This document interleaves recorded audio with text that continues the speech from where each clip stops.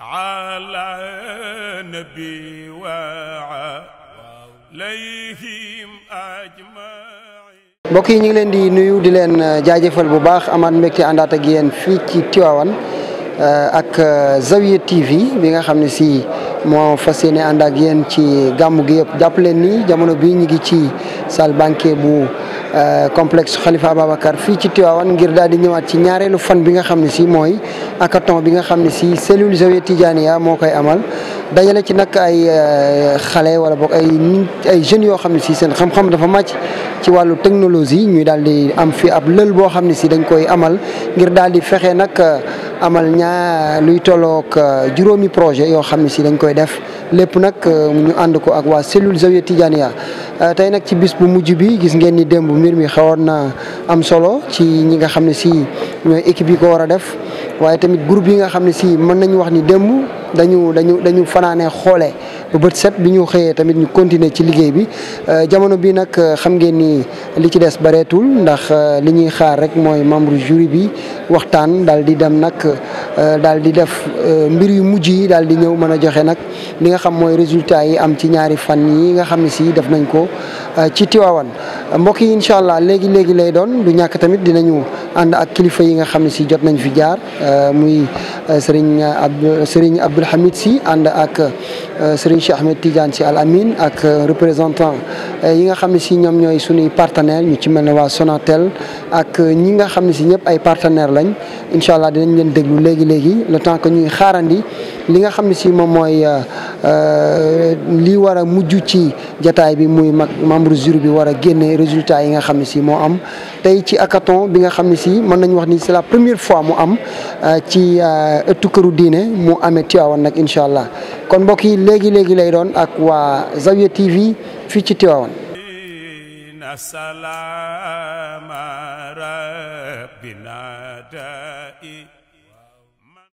madame noo def. maa ngi fi. noo tudd. maa ngi tudd Awa. Awa yaa ngi woon ci hackathon bi tey est-ce que mën nga ñu wax ban projet ngeen nekkoon di réaliser ak tamit fi ngeen toll nii li ngeen ciy xaar. waaw projet bu ñu doon réaliser mooy projet boo xamante ne dañuy indi ay solution ci e-learning. lu projet bi tudd. donc Daara Connect la tudd voilà donc projet bi dañu indi ay solution yoo xamante ne ça va permettre de faciliter les cours en ligne au Sénégal. mais naka affaire yi noo gisee hackathon bi affaire yi métti na wala lan ngay xalaat fi mu toll nii ak délibération bi ñu war a joxe ci kanam tuuti. waaw avant délibération bi dañuy njëkk a def présentation. voilà donc loolu la ñuy waaj a def nii.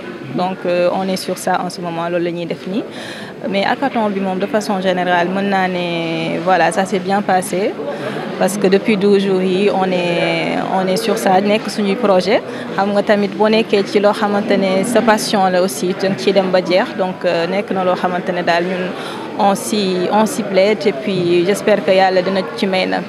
c'est la première fois nga participer ci hackathon. waaw c'est la première fois.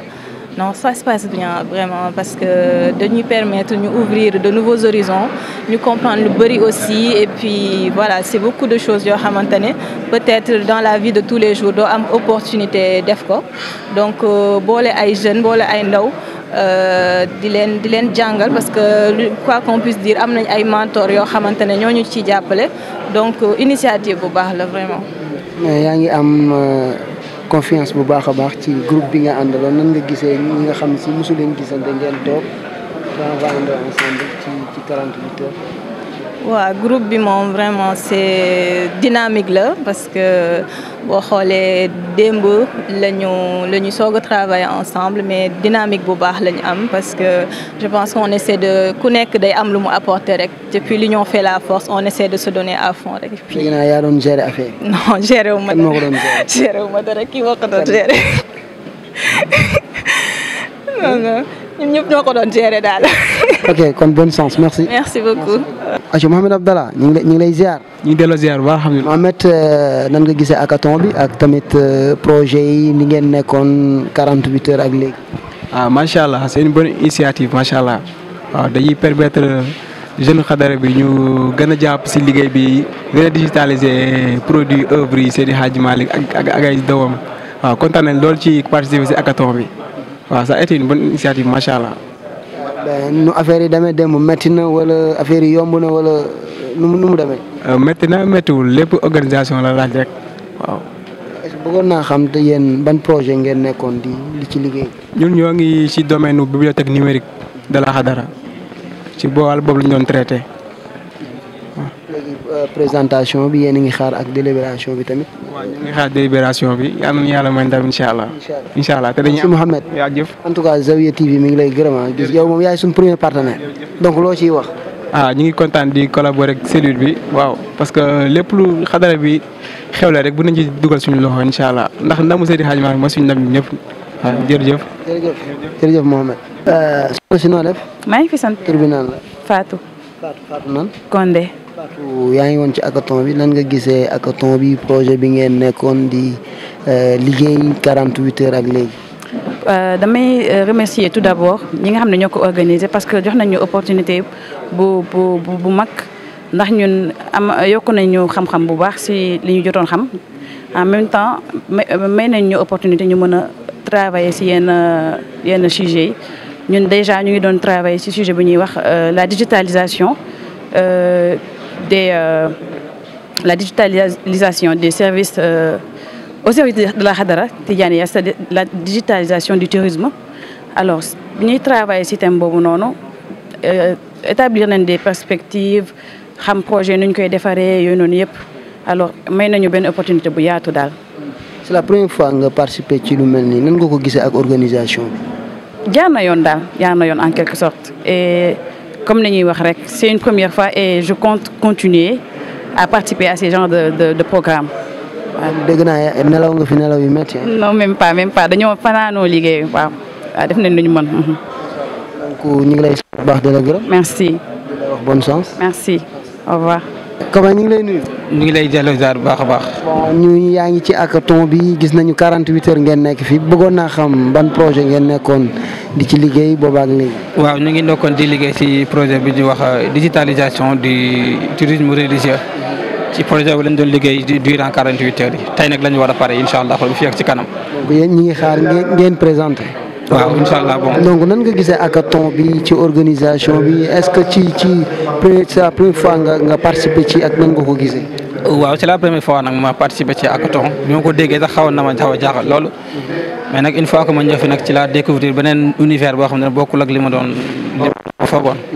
Parce que ça nous a permis de comprendre beaucoup de choses, en même temps de travailler en équipe, en même temps de pouvoir faire des projets bon, en équipe. C'est quelque chose de très intéressant, vraiment.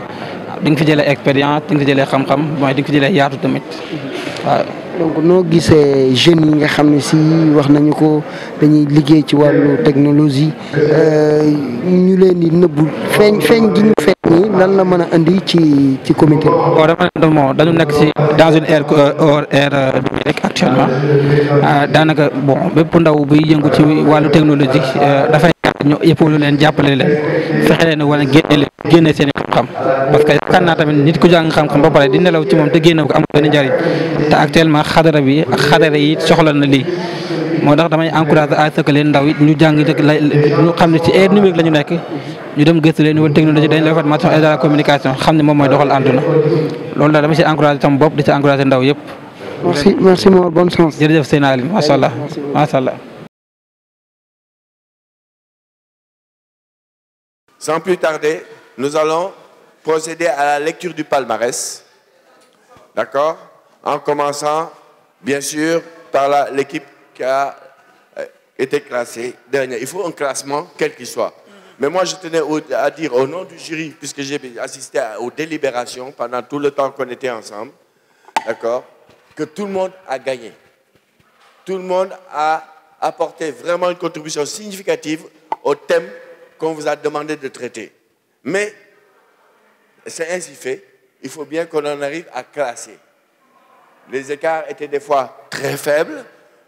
On a dû discuter, Monsieur le Président, pour essayer de sortir quand même un classement. Donc, ne dites pas, vous n'avez rien perdu. Vous avez tout gagné. Et je crois que la cellule, ainsi que la Sonatel que je représente ici, s'engage à chercher un moyen de vous accompagner pour poursuivre justement cet effort et bien sûr arriver au sommet de l'entreprise, des entreprises que vous voulez former. Voilà, je tenais à dire ce mot simplement pour vous dire, même si vous avez dit que vous êtes classé 9e, ce n'est qu'une formalité. Vous avez gagné mon estime pour avoir couru ce marathon et arriver au bout du marathon. C'est tout. Alors, a été classé 9e. L'équipe Malikia Tour. Ils ont travaillé sur le projet tourisme digital. L'équipe 5, vous êtes malheureusement classé 9e. Mais ne désespérez pas, il y aura les meilleures choses sont à venir. Continuez à travailler sur ce projet, il y a sûrement des choses à ajouter. Classé 8e. Donc, voilà, je vais 8e. L'équipe 9. L'équipe 9. E-Daira, ils ont eu à travailler sur une solution de e-learning. Donc, 8e. 7e, c'est une équipe qui a travaillé, je vais dire déjà dans quoi elle a travaillé. C'est une équipe qui a travaillé dans les bibliothèques numériques. Il y avait 3 équipes. Elle a été classée 7e de l'ensemble des équipes. Équipe 1, Hadara Tech. L'équipe 1, Hadara Tech. 6e. Eux aussi, ils ont eu à travailler sur la bibliothèque numérique, le Maodo. Le Maodo, équipe 3. 5e. Ils ont eu à travailler sur le projet communication digitale de la mairie de Tivaouane. Tivaouane Online. Équipe 4. 4e. Ils ont eu à travailler sur le tourisme religieux. Digitech. Équipe 7. Il nous reste donc, Monsieur le Président, 3 équipes qui sont dans le podium. Ça, il vous appartient de pouvoir annoncer le podium. Je vais me mettre à votre côté. Merci, Alex. Vous me donnez la périlleuse mission de prononcer les 3 derniers qui ont eu à justement performer dans le cadre de ce hackathon. La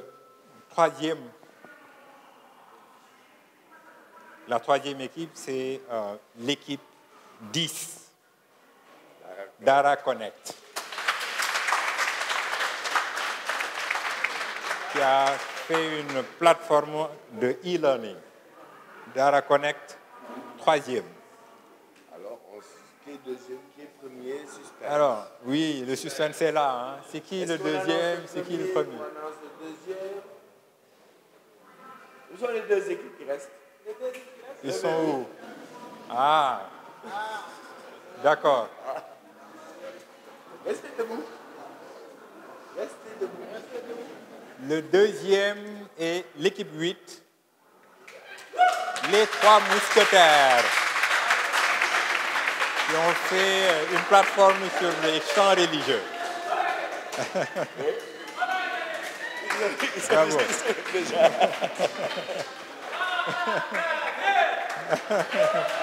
Les 3 mousquetaires, deuxième. Et la première équipe, le premier lauréat, c'est l'équipe 2. Maktaba, bibliothèque numérique. L'équipe 2. La première équipe qui a remporté la hackathon. Premier hackathon gagné par Maktaba, l'équipe 2. Félicitations. Très honoré.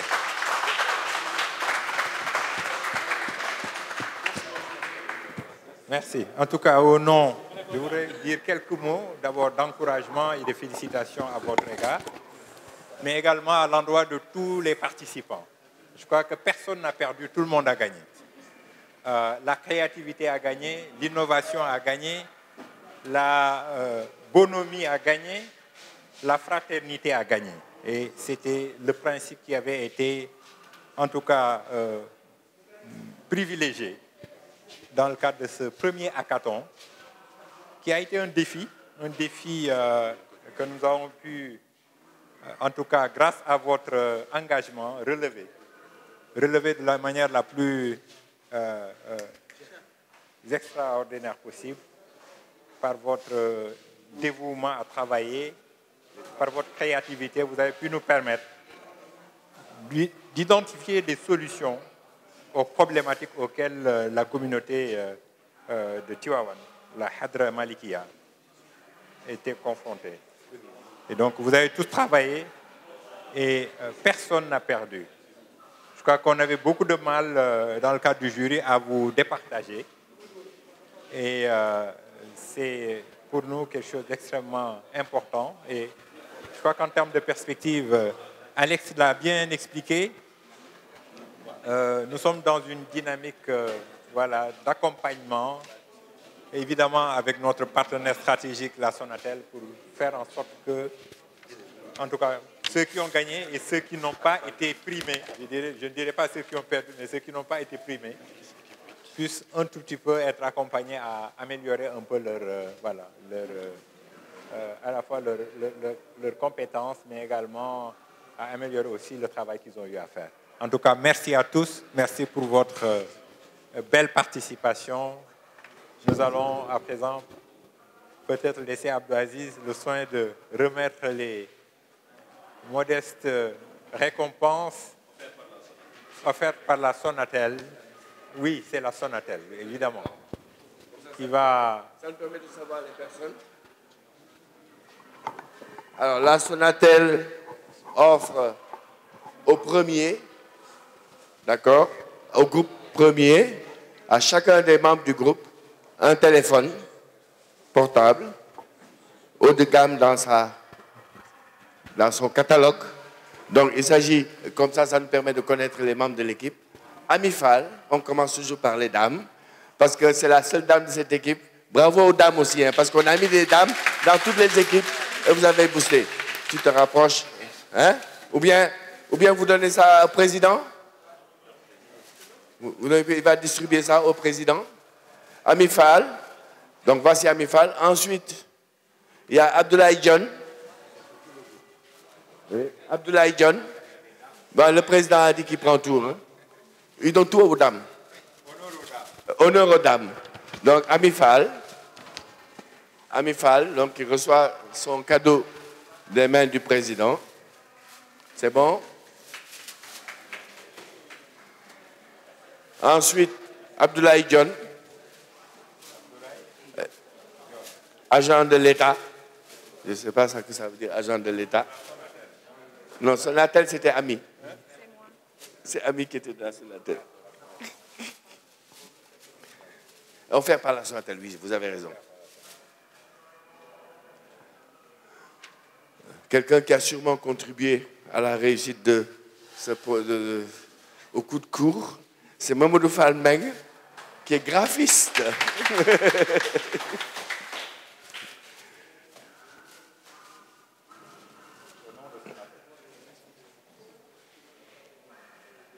Voilà, c'est bon? Ensuite, last but not the least, Khalifa Sindiaye. Khalifa Ababakar Sindiaye. C'est lui qui a offert la Zawiya, ces deux kakémonos-là, celui-là et celui-là. Bon, on m'a signalé que la cellule tient quand même à rendre hommage à Mamadou Mbeng. Pourquoi? Parce qu'il est le concepteur des kakémonos de la Zawiya et qu'il a offert gracieusement à la Zawiya. Merci. Et modeste en plus, il n'a rien dit. Il n'a rien dit en plus, il est modeste. Merci beaucoup pour l'équipe numéro 2. Voilà, merci. Et le meilleur est à venir. Nous allons demander à l'équipe deuxième de venir aussi prendre. On va demander peut-être à un membre du jury, le président du COSCAS, de venir.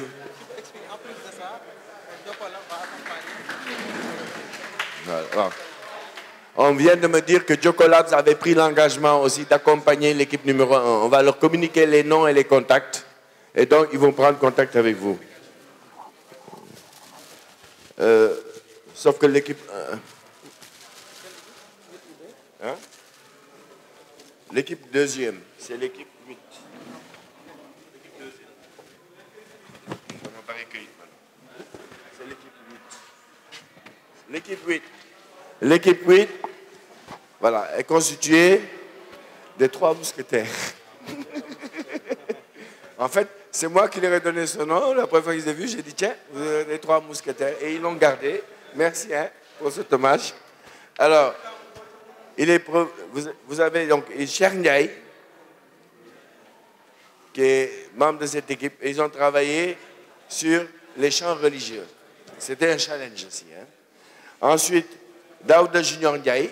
Je ne savais pas qu'il y avait des frères qui étaient admis à travailler ensemble. Vous regardez un peu le temps qu'on vous prenne là. Voilà. C'est un souvenir, ça. Hein? Voilà. Et puis, enfin, notre bandouzéliste, Alun Dien. Alors, son mail est extrêmement intéressant, c'est Dien l'original. Parce qu'il y a le faux, Dien le faux et Dien l'original. Félicitations et bravo encore pour avoir relevé ce défi. Troisième groupe, Maktaba. Non, c'est pas Dara Connect, équipe 10. Vous allez aussi recevoir un téléphone de la part de la Sonatel. Cette équipe est constituée de 4 personnes. Hein? Et je tenais à saluer vraiment leur réactivité aux remarques qu'on leur fait. C'était extraordinaire parce que dès qu'on leur faisait une remarque, c'était vite pris en compte et implémenté. Et ça, c'est vraiment un effort. Hein? Je tenais à remercier. Je crois que...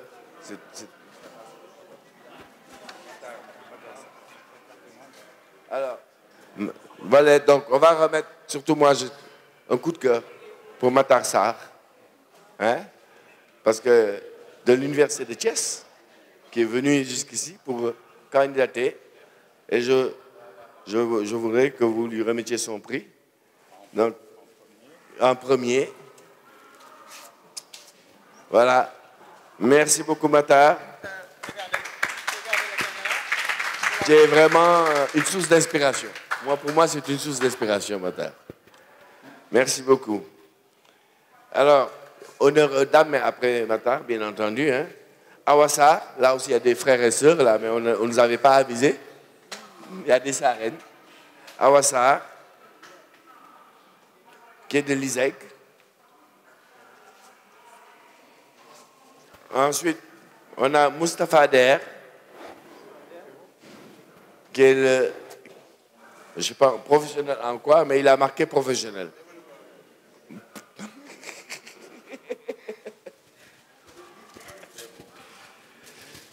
Et puis, enfin, last but not the least, Ahmed Diao. Voilà. Mais qui a mis juste, quand j'ai dit origine, il a mis Louga. Donc, si je vais à Louga, je demande juste Ahmed Diao. Tout le gars connaît Ahmed Diao. Voilà. Merci beaucoup. Félicitations à tous.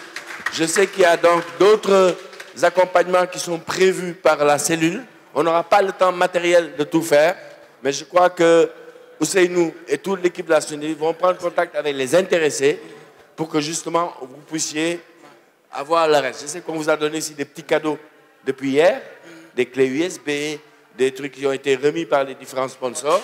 Voilà, on tenait aussi, peut-être, je te laisse le mot, remercier les sponsors qui ont accompagné cet événement. Donc, pour remercier les sponsors, je vais appeler Abdelaziz Lo, donc pour qu'il rejoigne nous pour un mot pour les sponsors et partenaires.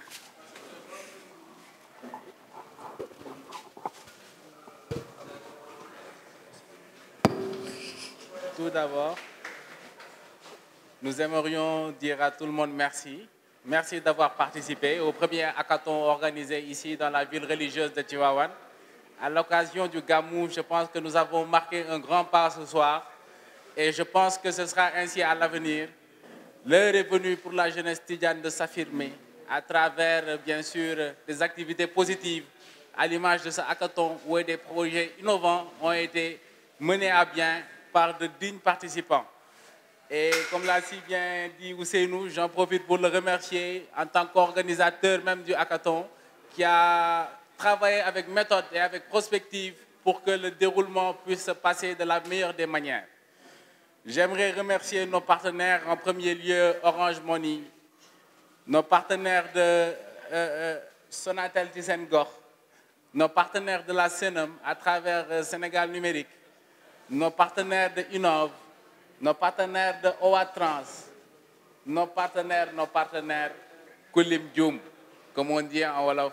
Machallah, nous disons merci et surtout nous remercions notre coordonnateur ici présent, en l'occurrence Serigne Abdoul Hamid Sy, qui est un visionnaire engagé hors pair, qui a compris l'évolution, qui a compris la situation actuelle de notre monde et qui s'est rangé du côté des jeunes pour favoriser l'émergence des idées innovatrices afin que règne à Tivaouane un développement intégral dans toutes ses composantes.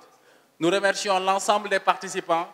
J'en profite pour remercier toutes les équipes techniques qui se sont mobilisées depuis 72 heures pour la réussite de cet événement et même avant. Elhaj Malik Sy Diatta, Seydou Nourou Kane, le professeur Issa Faye, Serigne Sall ici présent, Abou Diallo, je ne pourrai jamais tous les citer. Seydina Alioune Gueye, le pôle production qui est là, qui filme depuis, nos photographes, nos caméramans. Très sincèrement, nous vous disons merci. Et comme l'a si bien dit le doyen Alex Corentin, que nous remercions, parce que ce n'est pas évident d'avoir une telle sommité pour accompagner des jeunes pendant 48 heures, nous le remercions vivement et nous souhaitons même un standing ovation pour le doyen Alex Corentin. Ouais.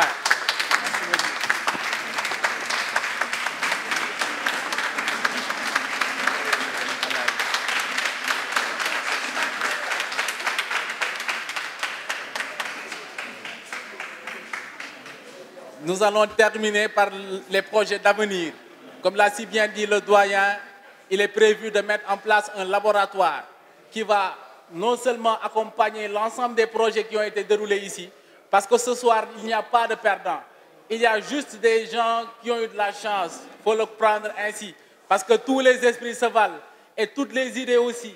Par conséquent, soyez rassurés pour la suite. Nous n'allons pas vous laisser tomber. Je pense qu'un groupe a été créé. Nous allons maintenir cette dynamique pour continuer à construire des projets innovants en l'honneur de notre communauté, en l'honneur de notre Khadara. Et Inch'Allah, par la grâce de Dieu, nous ferons le nécessaire pour que tous ces projets puissent voir le jour et que d'autres projets puissent se rajouter dessus et pour qu'Inch'Allah, nous relèverons tous les défis par la grâce du Tout-Puissant. Merci beaucoup à toute l'équipe. Merci beaucoup aux participants. Jërë ngeen jëf. Au nom de la Zawiya Tijania, mais au nom du Khalif Général des Tijanes, remercier tous les participants à ces hackathons, mais un vibrant hommage à rendre à notre Alex Corentin qui a accompagné ce projet, donc qui nous a montré le chemin. C'était extrêmement important parce que au-delà de notre ambition justement d'inscrire l'innovation dans notre approche en termes de tarbiya, ce n'était pas évident pour nous. Il a fallu que des gens comme vous puissent nous accompagner pour qu'on le mène à terme. Mes remerciements également à Ousseynou, qui a eu l'idée et l'a partagée avec le département communication, digitalisation et événementiel de la Zawiya Tijania pour l'incuber à l'intérieur de la Zawiya avant que nous puissions l'offrir au public dans le cadre de la programmation que nous avons eue cette année pour le Maulid. Je crois que ça a été une innovation majeure et ça augure également de notre volonté d'inscrire la Hadra Malikia et Tivaouane en tant que ville religieuse comme une ville d'innovation, une ville ancrée dans l'authenticité des enseignements du prophète Mohammed sallallahu alayhi wa sallam, mais également une ville ouverte au monde, ouverte aux flux innovants, que ce soit des flux positifs. Et je crois que l'organisation de ce hackathon est un flux positif dans la marche de cette hadra, parce que notre rêve et l'ambition que le Khalif général des Tidjanes nourrit, c'est que ce soit une ville au carrefour des flux de la modernité. Évidemment, nous avons vu le travail qui a été effectué dans un délai extrêmement court pour édifier et finaliser la construction de la grande mosquée de Tivaouane, avec toutes les commodités en termes de confort qui y sont prévues.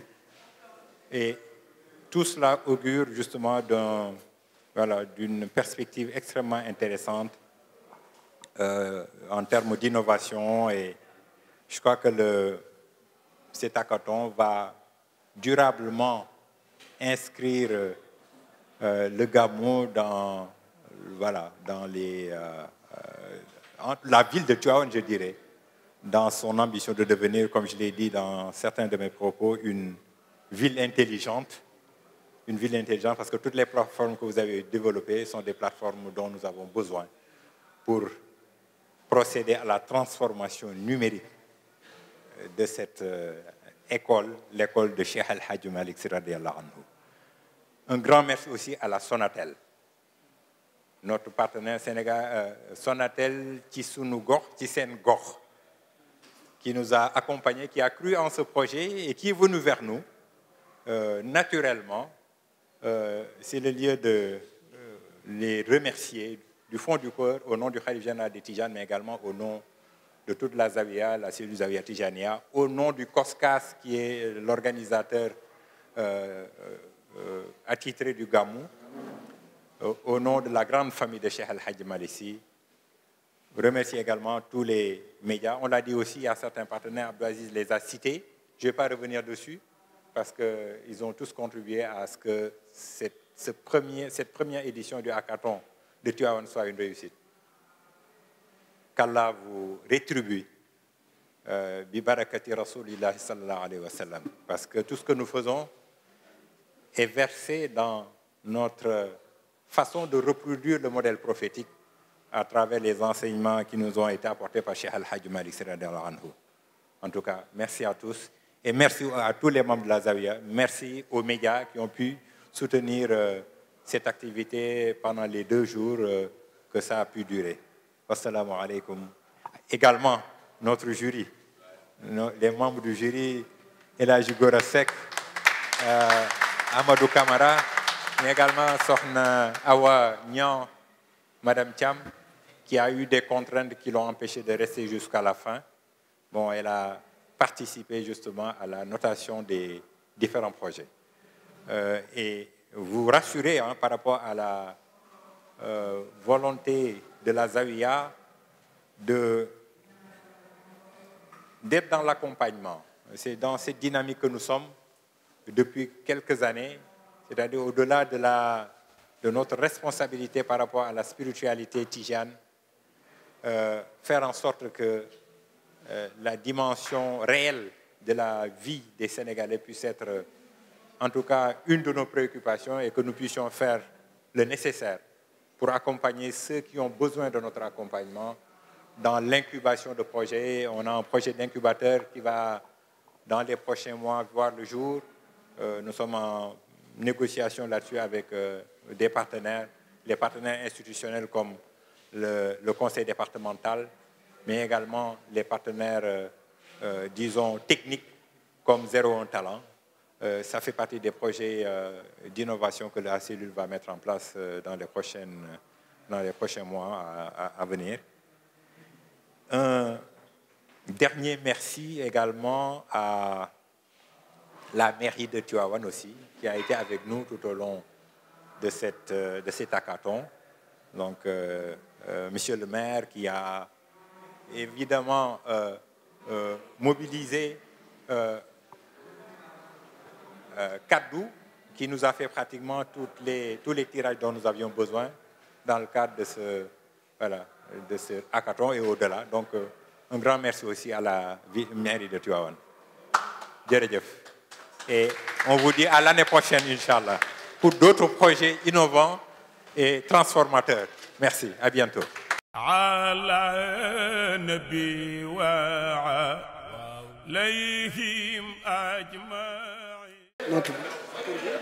Je m'appelle Ami Fall.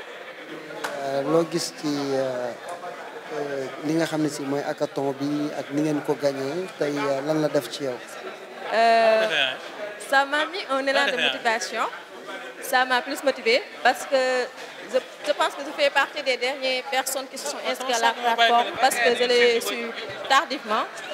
Mais une fois arrivé ici, d'abord les organisateurs nous ont mis dans de très bonnes conditions et en plus on nous a mis avec des coachs qui nous ont aidés tout au long de l'élaboration. Et aussi, j'ai eu la chance de faire partie d'une équipe vraiment dynamique, travailleur et voilà, bosseur. Merci beaucoup. Monsieur, donc est-ce que mën nga ñu ñëwaatal rek ci tey li nga xam ne si moom ngeen gagné muy hackathon bi bëggoon nañ xam liggéey bi nan la demee woon. waaw salaamaaleykum. ok c'est bon. Allez-y. Hackathon bi bon 2 jours la durée, n'est-ce pas?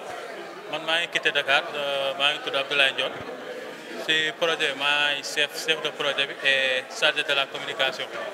Bon projet bi ça a duré 2 jours non-stop. On était vraiment tellement fatigués. Alex ne nous a pas laissé le temps. Il nous a fatigués, on n'a même pas dormi. Durant tous les 2 jours. On était là, on travaillait, voilà. C'était pas facile, mais avec l'équipe voilà compétent, pertinent, on a pu voilà proposer un travail qui nous a permis voilà, de remporter le trophée, quoi, de terminer premier. Merci, en tout cas, félicitations. Merci beaucoup. Merci beaucoup.